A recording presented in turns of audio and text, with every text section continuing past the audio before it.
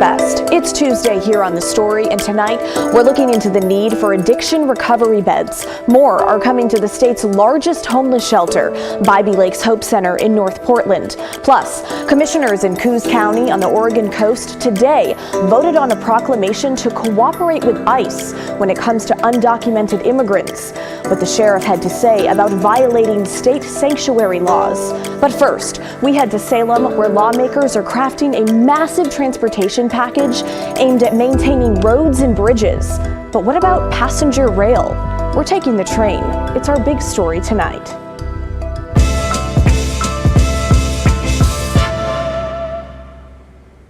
You're taking a live look at the Joint Transportation Committee meeting in the state capitol tonight. There are 4 bills related to rail in Salem this session that got our attention, and the committee is holding a public hearing on 2 of them tonight. Here they are. Take a look. 2 in the House, 2 in the Senate. The first directs the Oregon Department of Transportation to develop a passenger rail plan to improve Oregon's rail network.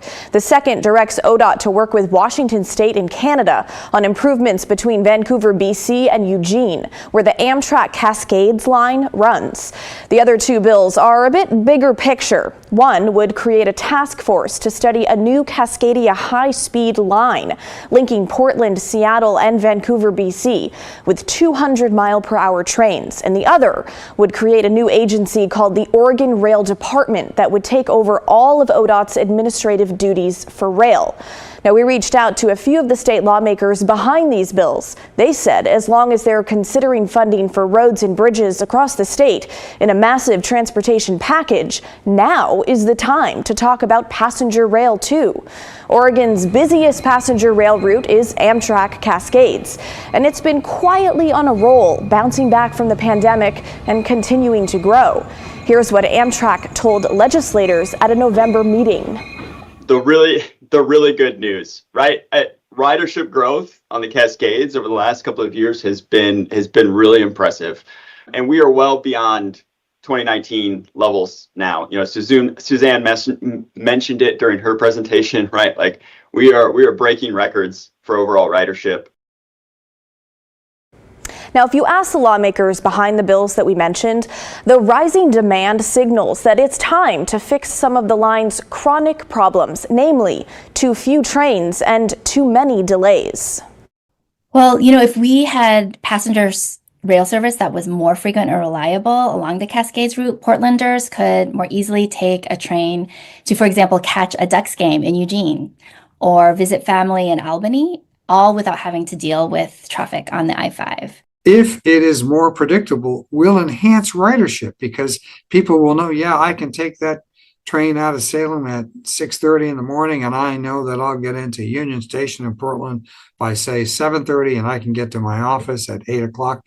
I want people to be able to rely on rail as a predictable work-related source of transportation.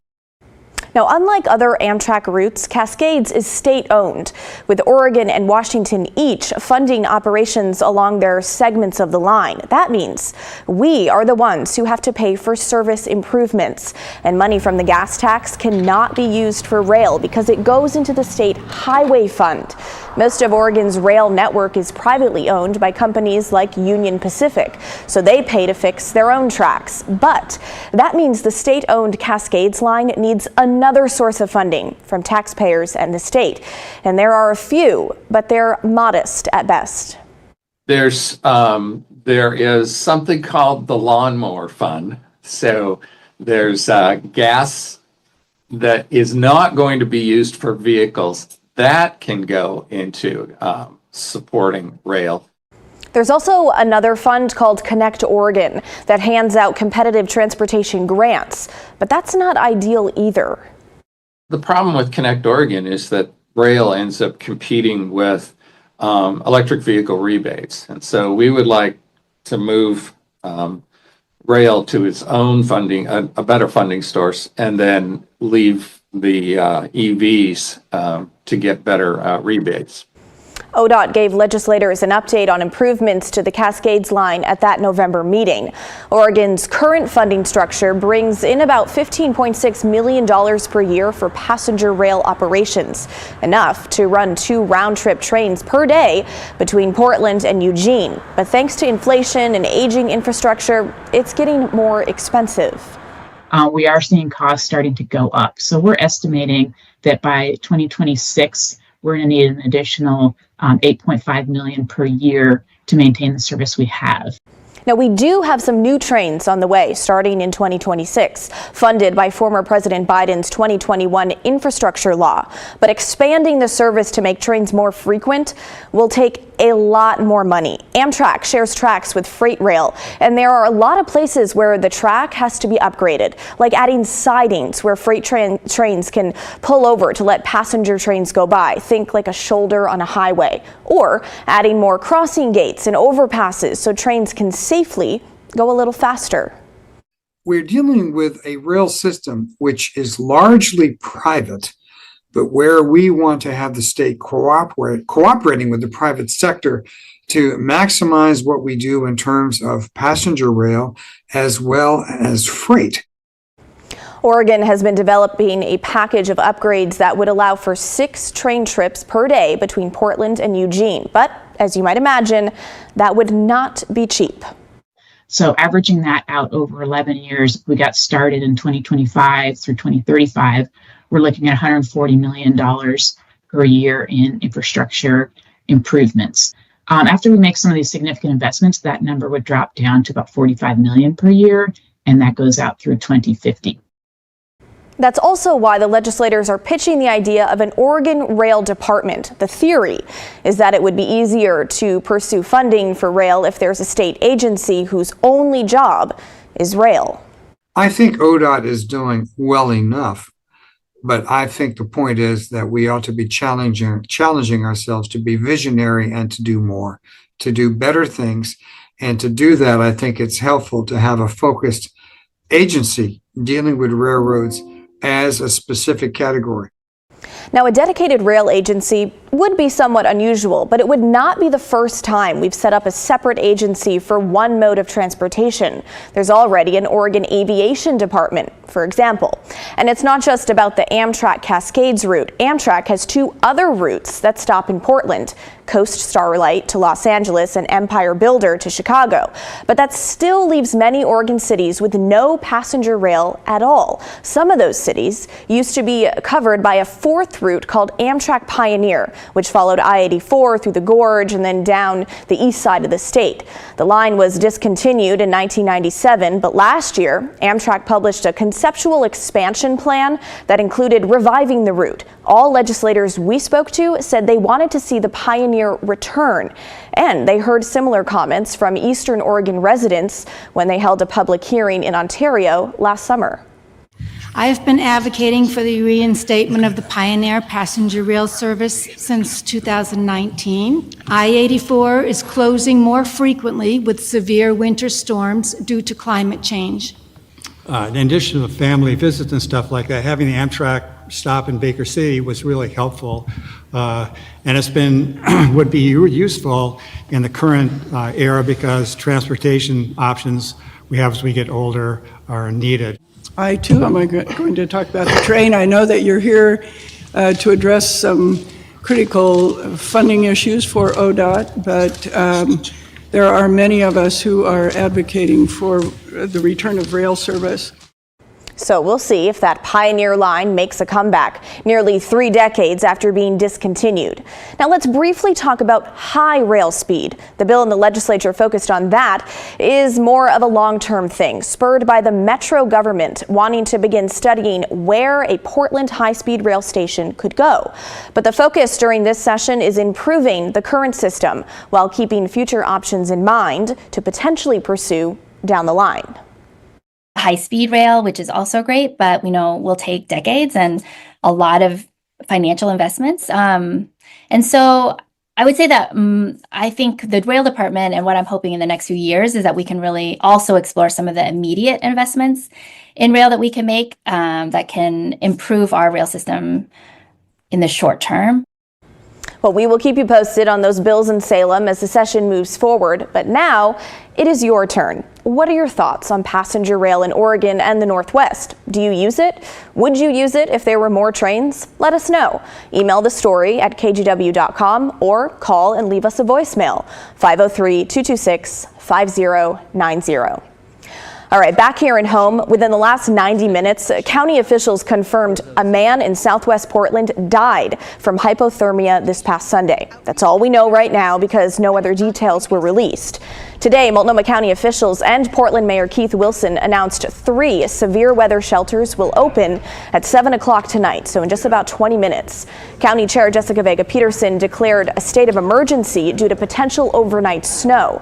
The additional beds will be open at least through noon tomorrow. The Joint Office of Homeless Services has also been busy passing out what they call life safety supplies. Since January 10th, the agency has given outreach teams hand warmers, warm clothes, wool blankets, more than 4,000 tarps, nearly 850 tents and sleeping bags, and nearly 88,000 bottles of water to be distributed across the county. Now, I was at that news conference this afternoon, and afterwards, I asked Mayor Wilson about his plan to end unsheltered homelessness. Part of that plan is to radically change how the city removes homeless camps, since right now the removals often just push people from street to street. I asked him when we can expect to see changes. I don't know. Again, we're going to rapidly set up a network of nighttime shelters, and I will tell you, when we have hundreds of empty beds at night, and we know we've got a place for somebody to go, that's when our outreach workers really have that ability to really start linking people with care. And then we will use the law, the 72-hour posting, the making sure that you can't just grab a tent and go 500 feet and reestablish a new encampment, because we have a bed for you. And so that community standard can be fully employed and used, and our laws will be in full effect. But the laws are there to help the homeless. They're not there to hurt them. He says when it comes to shelters, to avoid the revolving door of people going inside at night and then back on the streets in the morning, because that's what's happening, the city will be opening day centers. I asked him today when those day centers will open, and he said they're focusing on July 1st, the start of the new budget and the new fiscal year. All right, while we're talking about shelter beds, this week Mayor Wilson announced he's tapping into the state's largest homeless shelter. That's Bybee Lakes Hope Center in North Portland. This comes after the owner of the building, Jordan Schnitzer, threatened to close the facility as soon as this spring if local leaders don't prioritize funding it.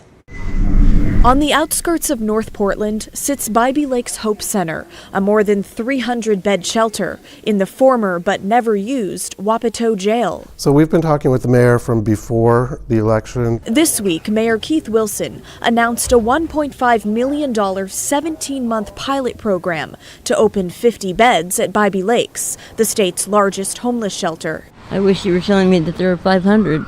Those 50 beds, available immediately, are meant for people who have completed or are in active opioid addiction treatment. People like Heidi. I've been getting methadone here this time for a year and a half. She's tried 6 times to get clean without shelter. I just gave up. It's just too hard. Fentanyl drugs are all over these streets, and it's tearing us up alive. Being able to have the opportunity to have beds that are funded for being able to flow people into those types of beds is very important for us. But it hasn't always been easy for those at Bybee Lakes to get the money needed to keep the shelter open. These 50 recovery beds are not to be confused with the 100 Bybee Lakes beds that Multnomah County decided to pay for last month after a shelter in Old Town shut down.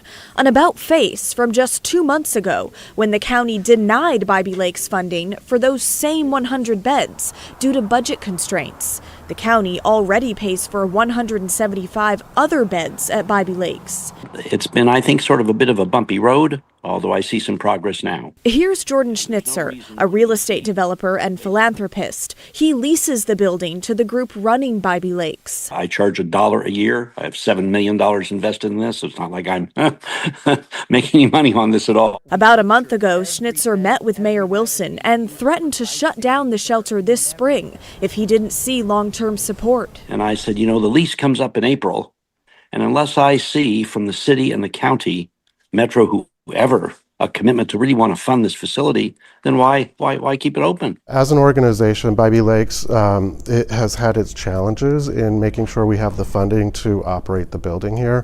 While Jordan Schnitzer is very generous with us in leasing us this building, it's expensive to run. But unless I see support from the funding sources, because I'm paying a lot of taxes like everybody else, unless I see a commitment to use these beds, then why have it? They tear it down and build a warehouse. Do I want to do that? No. Schnitzer says there is enough space at Bybee Lakes for up to 600 people, even land for a tiny home village. Here's what the mayor had to say about that earlier today. At this point, that's not on our list. We've got experience setting up safe rest villages. They cost sometimes 5 to 10 times more. It takes 18 to 24 months to go through the siting, the development, the build, and open. We don't have time. Last month, and part of Mayor Wilson's lofty $28 million goal of ending unsheltered homelessness by December 1st, he tapped the Salvation Army to rapidly open 200 emergency overnight shelter beds. We're told they're not full. If there's empty beds in our community, we want them opened up to help care for community members immediately. Now, as for that $1.5 million to operate the 50 recovery beds at Bybee Lakes, that money will come from a one-time grant funded by a national lawsuit against several companies that played a role in the opioid crisis. Now, coming up next on the story, we'll take you to southern Oregon coast, where today Coos County commissioners voted on a proclamation for local law enforcement to help federal immigration officers, which would go against Oregon's sanctuary laws. How the vote went and what the sheriff there had to say about it. That's when the story returns.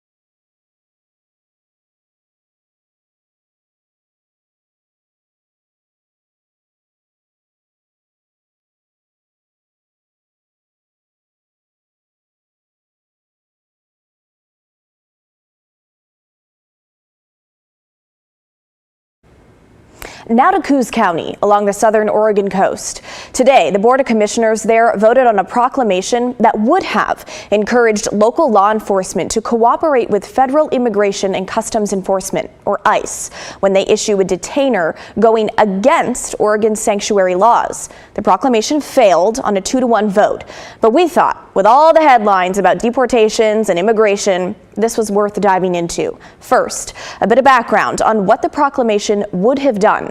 Here's Commissioner Rod Taylor, the lone yes vote.